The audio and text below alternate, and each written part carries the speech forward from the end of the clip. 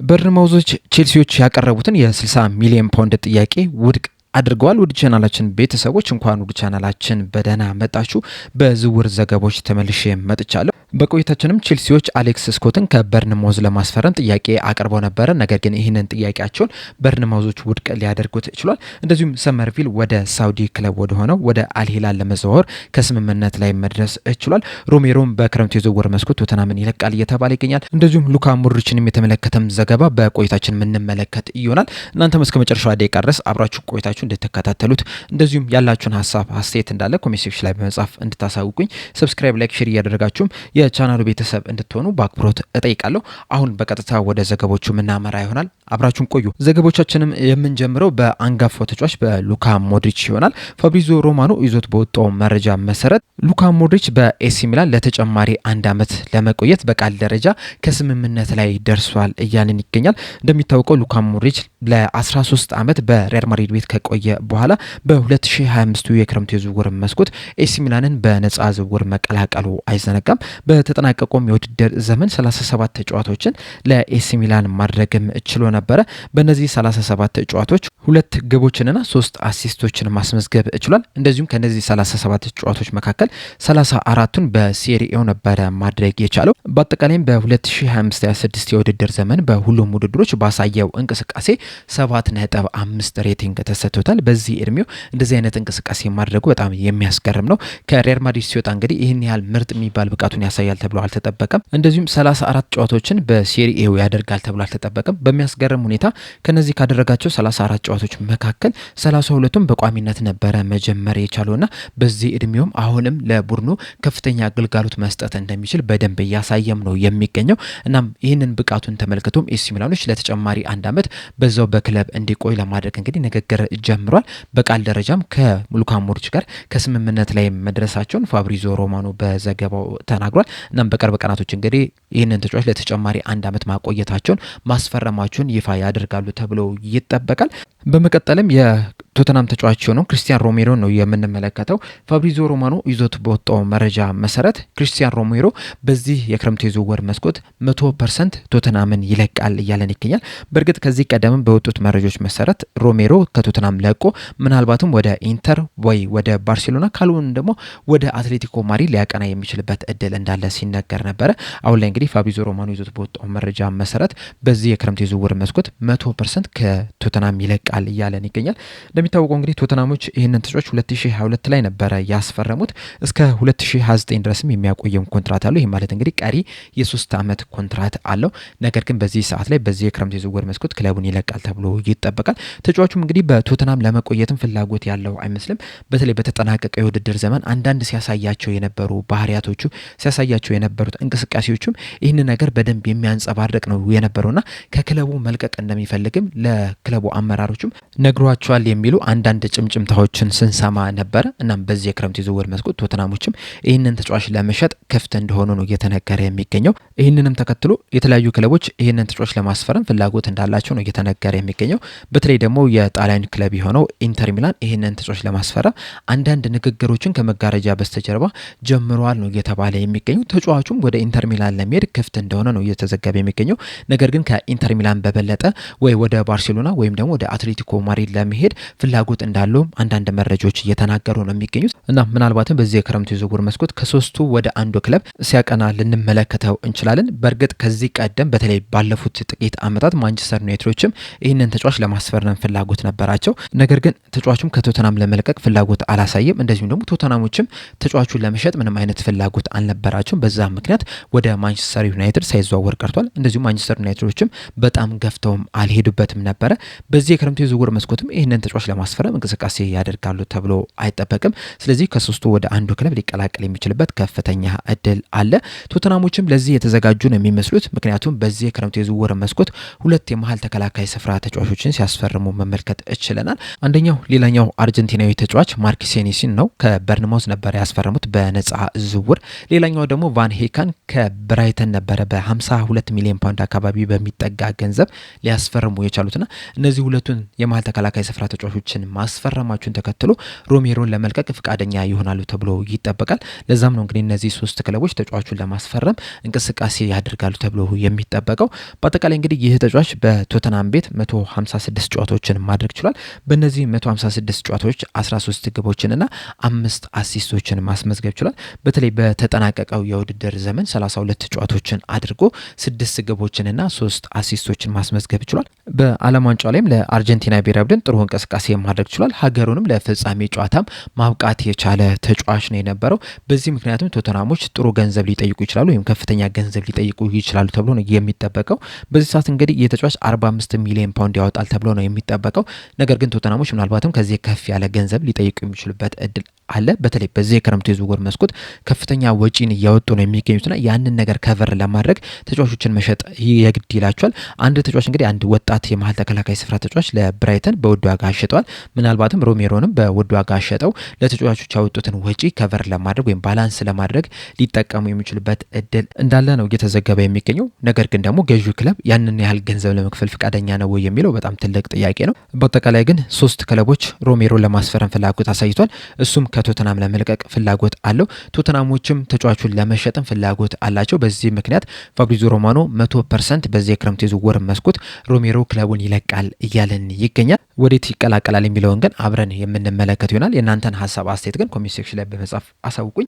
በመቀጠልም ዴቪድ ኦሪስቲን ይዞት የወጣውን ዘገባ ነው የምንመለከተው። በዘገባው መሰረት አልሂላሎች ሰመርቪልን ለማስፈረም ከዌስትሃም ጋር ከስምምነት ላይ ደርሰዋል። በስምምነቱ መሰረትም አልሂላሎች ተጫዋቹን ለማስፈረም በቀጥታ 55 ሚሊዮን እንደዚሁም ደግሞ እየታየ በሚጨመር በ5 ሚሊዮን ከስምምነት ላይ መድረስ ይችላል። በአጠቃላይ እንግዲህ ለዚህ ተጫዋች እስከነ አዶንሶ እስከነ ጨማሪው ጭምር አልሂላሎች ለሰመርቪል 60 ሚሊዮን ፓውንድ የሚከፍሉ ይሆናል ወይም ደግሞ ከ70 ሚሊዮን ዩሮ በላይ ለዚህ ተጫዋች የሚያወጡ ይሆናል።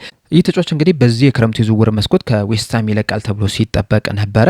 ዌስትሃሞችም እንግዲህ ከዚህ ተጫዋች ወደ 50 ሚሊዮን ፓውንድ ይፈልጋሉ ሲባልም ነበር። ይህንንም ተከትሎ የተለያዩ ክለቦች ተጫዋቹን ለማስፈረም ፍላጎት አሳይተው ነበረ። በተለይ ደግሞ ሮማዎች ይህንን ተጫዋች ለማስፈረም ወደ 40 ሚሊዮን ፓውንድ አካባቢ የሚጠጋ ገንዘብን ለዌስትሃሞች አቅርበው ነበር። ነገር ግን ዌስትሃሞች ይህንን ጥያቄ ውድቅ አድርጎታል። ከሮማ በተጨማሪም ግን ማንቸስተር ዩናይትዶችም ይህንን ተጫዋች ሲመለከቱት ነበረ።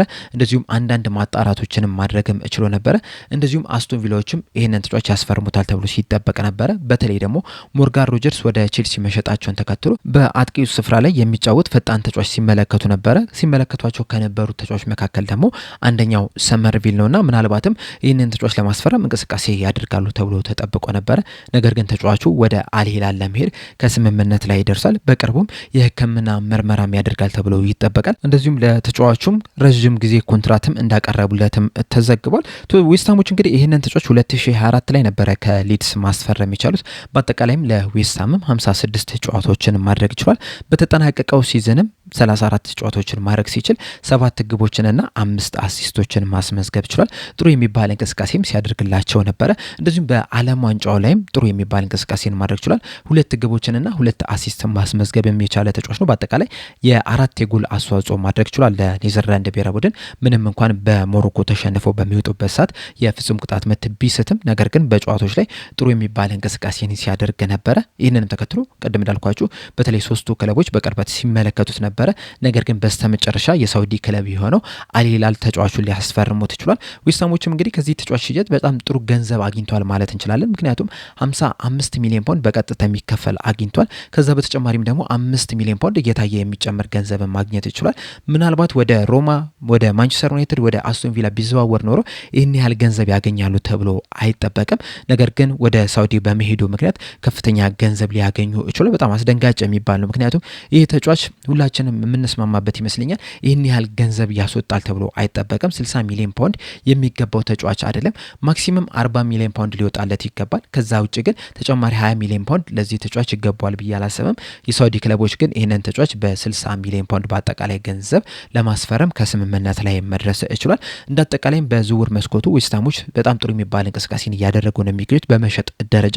ምክንያቱም ከዚህ ቀደም ማቲያስ ፈርናንዴዝን ለቶተናም በ85 ሚሊዮን ፓውንድ መሸጣቸው አይዘነጋም።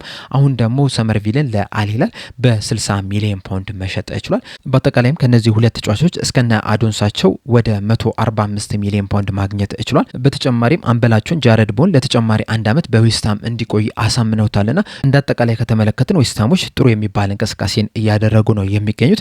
በተለይ ደግሞ ይህንን 145 ሚሊዮን ፓውንድ በአግባቡ የሚጠቀሙበት ከሆነ ቡድናቸውን በደንብ የሚያጠናክሩበት ከሆነ ጥሩ ተጫዋቾችን የሚያስፈርሙበት ከሆነ ከአንድ ዓመት የሻምፒዮንሺፕ ቆይታ በኋላ በቀጣይ በ2027-28 የውድድር ዘመን በፕሪሚየር ሊጉ ሲጫወቱ ልንመለከት የምንችልበት ከፍተኛ እድል አለ። እናም በአጠቃላይ እንግዲህ በዚህ የክረምት ዝውውር መስኮት ዌስትሃሞች በሽያጭ ደረጃ ጥሩ የሚባል እንቅስቃሴን እያደረጉ ይገኛል። ከሁለት ተጫዋቾችም 145 ሚሊዮን ፓውንድ ማግኘት ይችላል። በመጀመሪያ ማቲያስ ፈርናንዴዝን 85 ሚሊዮን ፓውንድ ሸጡት። አሁን ደግሞ በዛሬው ዕለት ከአልሂላል ጋር ሰመርቪልን በ60 ሚሊዮን ፓውንድ ለመሸጥ ከስምምነት ላይ መድረስ ይችላል። በዚህ የሰመርቪል ወደ አልሂላል የመጓዙ ነገር እንደዚሁም ደግሞ አልሂላሎችም ለዚህ ተጫዋች የከፈሉት ገንዘብ ተገቢ ነው ብላችሁ ታስባላችሁ? ሀሳብ አስተያየታችሁ እንዳለ ኮሜንት ሴክሽን ላይ በመጻፍ አሳውቁኝ። በመቀጠልም አሌክስ ክሩክ እንደዚሁም ደግሞ ፋብሪዞ ሮማኖ ይዞት የወጡትን መረጃ ነው የምንመለከተው። በዚህ መረጃ መሰረት ቼልሲዎች አሌክስ ስኮትን ከበርንማውዝ ለማስፈረም የመጀመሪያ ጥያቄ አቅርበው ነበረ።